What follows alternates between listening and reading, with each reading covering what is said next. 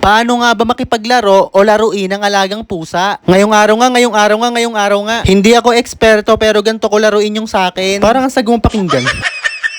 So ganito ko nga laruin si Lime o yung pusa kong itim. Eto nga laro ang daga, kunyari pinapalakad-lakad ko na may pangisay-ngisay ng dahan-dahan. Doon kasi sila talaga natitrigger. Konting lakad-lakad pa nga, maya-maya nga, aabutin na talaga niya. Sobrang saya ko talaga kapag nakikita ko tumatalon si Lime. Lu.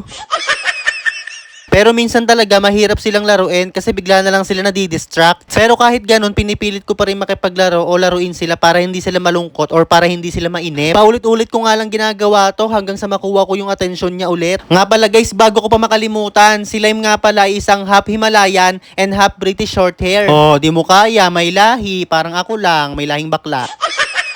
At maya-maya nga huhulihin niya ulit yung daga dahil nakukulitan na siya. Ang cute talaga, tuwang-tuwa talaga ako pag tumatalon-talon siya.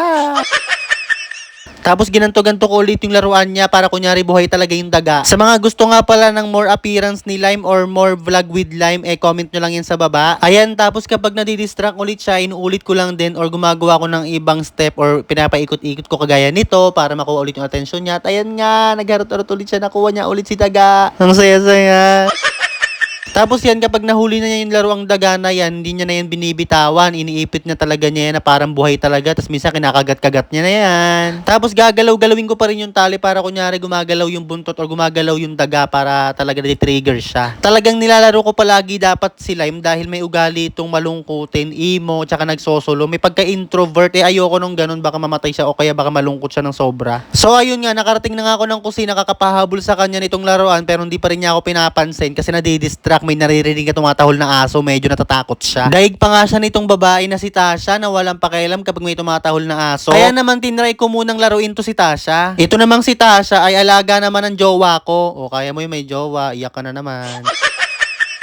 Kaya lang, wala pala sa mood magharot to si Tasha dahil nakatali nga pala, kaya naman tatanggalin ko muna yung tali niya para makapaglaro siya ng maayos. Mahilig lumabas-labas kasi to si Tasha kaya tinatali na lang namin. Kasi kapag ito nakalayo, sigurado dadamputin na to at hindi na to isosole dahil ang ganda-ganda niya at mukhang mamahalin talaga. Napakadali pa naman itong damputin. At ayun nga, nung nilagay ko yung daga dun sa lamesa at kinislot-kislot ko ng kunyari, naglapitan na silang dalawa at lumapit na rin si Lime. At hindi na nga nakapagpigil si Tasha at sinakmal niya na tong daga. Sobrang sarap nga talaga sa mata at sa puso kapag nakikita naglalaro at nag-enjoy yung mga alaga natin. Pero ayun nga, bago pa nga masipa ni Tasha tong flower base, sinubukan ko na siyang ibaba o pahabulin sa baba. Tinatry ko talaga kung tatalon siya pababa. Kasyo, nakarating na ako ng kusina, wala pa rin nangyayari. Ayoko na, pipikon na ako, napapagod na ako. Baka po pala may magtanong sa inyo kung bakit pusang itim yung napili kong alagaan. May malalim akong dahilan dyan. Noon kasi may lumapit sa aking pusang itim at nagtanggal ng negative energy o problema or stress ko. Sa iba't ibang pusang nahawakan ko, sa pusang itim ko lang yun naramdaman. At ito pa ang isang bagay kung bakit itim ang gusto ko. May mga nilalang, hayop o tao kasing pinipili depende sa kung anong itsura nila. May mga hindi pinipili o hindi attractive dahil sa kulay at itsura nila. Kung tinuturing silang masama, nakakatakot o pangit, sino na lang ang magmamahal sa kanila? Alam nyo, kahit anong nilalang sa mundo, mapahayop pa yan, ay deserve ng pagtanggap. Kahit anong kulay, lahat ng nilalang ay may kanya-kanyang magagandang katangian. Parang sa buhay, kailangan natin tanggapin yung mga dark side, hindi lang yung magaganda kasi dun tayo mag-grow.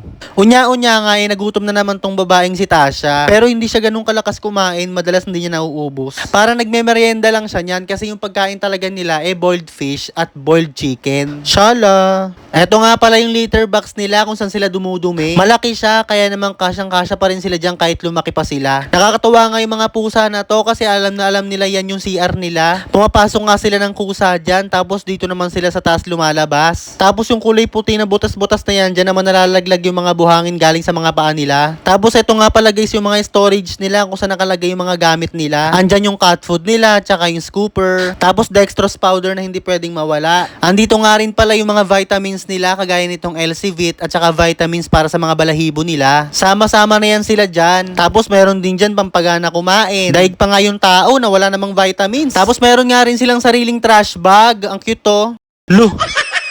Diyan natin ilalagay yung mga pupo nila. Tapos meron din silang wipes pa muna sa mga pet nila. Meron din silang panggupit ng kuko. Tapos syringe, pang vitamins, mga drops. Tapos meron din ditong gloves para pag naliligo sila. Meron din yung brush. Tapos may sarili din sila mga bimpo. Ay nako, daig pa talaga namin nag-alaga ng sanggol. Ganyan talaga mag-alaga ng mga hayop kung gusto nyong humaba yung buhay nila. Actually, hindi pa nga yun. Kulang pa nga yung mga gamit nila eh. Antay na lang tayo ng mga sponsor. Yan. Pinanggigigilan na naman niya.